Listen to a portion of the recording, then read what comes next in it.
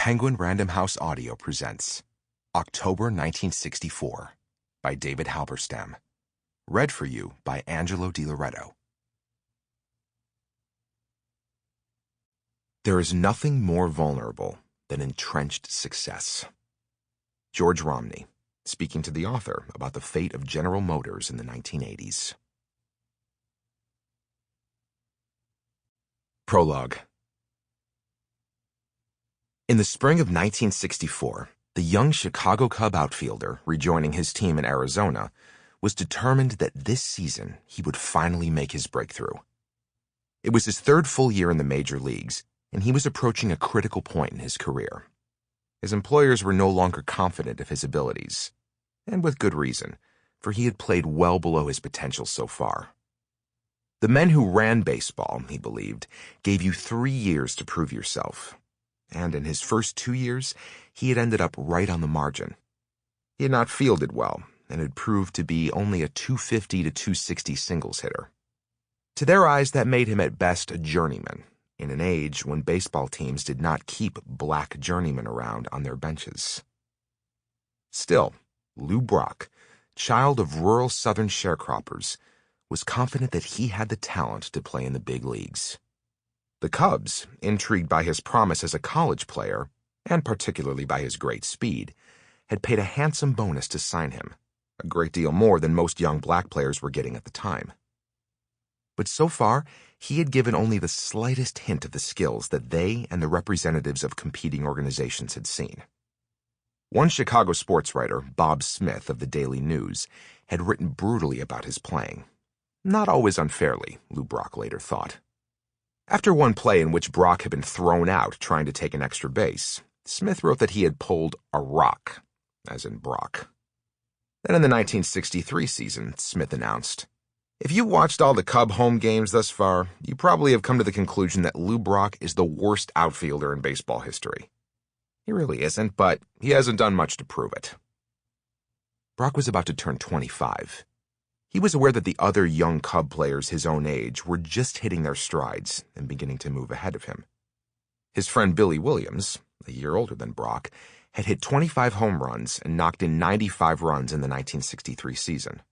Ron Santo, a year younger than Brock, had hit 25 home runs as well, knocking in 99 runs. Perhaps, Brock thought, 1964 would be his turn. Some of his teammates thought him withdrawn, and they found it hard to gauge his emotional state. Some in the press and in the stands considered him too casual about his job, but that was a misperception. In fact, he was driven, not merely by a desire, but by a rage to succeed. He was determined to show the people who owned the Cubs, the sports writers on the Chicago papers, and most of all, his fellow players in the National League, that he would not be merely a good major league player, but a great one. Those disappointed by his performance during those first 2 years would have been surprised to learn that in his need to leave behind the memories of a sharecropper's life and seize on this rare chance to be a major league ball player, he had wound himself so tight that he was unable to utilize his great natural abilities. If some people in Chicago thought Brock not motivated enough, his Cub roommate, Ernie Banks, thought him too motivated, to the point that he had lost that most critical of athletic abilities: to relax and just play. In fact, Brock was so tense that he had trouble sleeping and eating. Banks, who recognized Brock's fierce ambition, told his friend again and again to relax, that he was blocking his baseball abilities. Unlike most young ball players, Brock kept records of every game he played in, which pitchers he had faced, what pitches they had thrown him, and how well he had done against them. Banks had never seen a player so determined or goal-oriented. Before a road trip, Brock would write down how many hits he should get and how many runs he should drive in. He talked all the time about how he had to make it as a major league star, about how it would mean a life of success and affluence, whereas failing would send him back to the extreme poverty from which he had come. "I've got to make it here," Brock would say again and again. "I just can't go back to Louisiana and Arkansas. I've been there and I know what's there." "I'm here to play baseball," Banks would think, "but Lou is here to fight a war." Banks worried that Brock was getting no pleasure from the game. He was sure that the more pleasure you got, the more naturally and the better you played. Brock faced an additional early handicap. The Cubs played him in right field, which in Wrigley Field was the Sun Field, a truly murderous place for young outfielders. Because Brock's minor league career had been so brief, one season in Class C ball in Minnesota, he had never learned how to play a Sun Field. He had arrived in Major League Baseball as a promising rookie, and yet no one had ever taught him how to flip down his sunglasses when a ball went into sun. As such, he not only kept losing balls in the sun, but worse, even when he did catch one, it appeared to be something of a life-and-death struggle. Playing on the road did not bother him, nor did playing on cloudy days in Chicago, but the mere thought of playing sunny day games at Wrigley would make him break into a sweat. If he misplayed a ball, the Cubs manager and coaches would have someone hit balls to him early the next morning. But somehow no one had yet figured out that the missing piece for him was how to handle the sun. Brock had yet another worry as he arrived at spring training that season. The coaches saw him as a leadoff hitter, but like most hitters, he believed himself a power hitter when he first reached the major leagues. For he had hit in the middle of the order in college and in the minor leagues. Suddenly, he was supposed to hit at the top of the order, and the whole purpose of each at-bat changed. He was to get on base rather than to drive the ball. Some of the Cubs coaches were trying to mold him into becoming like Richie Ashburn, a classic leadoff hitter who knew how to hit to the opposite field and how to take a lot of pitches and draw walks from pitchers. On 4 occasions, Ashburn had led the league in walks. But that was not Brock's style. He did things that Ashburn could not do.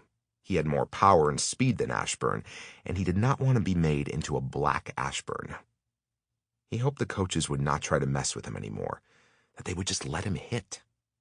He feared that the Cub management might send him back to the minor leagues for more seasoning. That thought terrified him. 1. The Yankees arrived at spring training as confident as ever. Their marquee names, Maris, Mantle, Ford, still inspired awe and fear among opponents. Most Yankee players, as well as their fans, remained confident about the coming season, which promised to mark the 15th year of a Yankee dynasty that had started with the arrival of Casey Stengel. Since 1949, the team had won the pennant 13 times and the World Series 9 times. Yankee fans now expected that their team would always manage to win the pennant. In those years, the Yankees were a spectacular, finely honed machine. They depended on a deep farm system, so skillfully run that when critical parts of the team wore down, new and perhaps even better parts were always found. If by some chance the farm system failed to deliver, it was so rich in other parts that a 3-for-1 trade could be worked out with some hapless have-not franchise.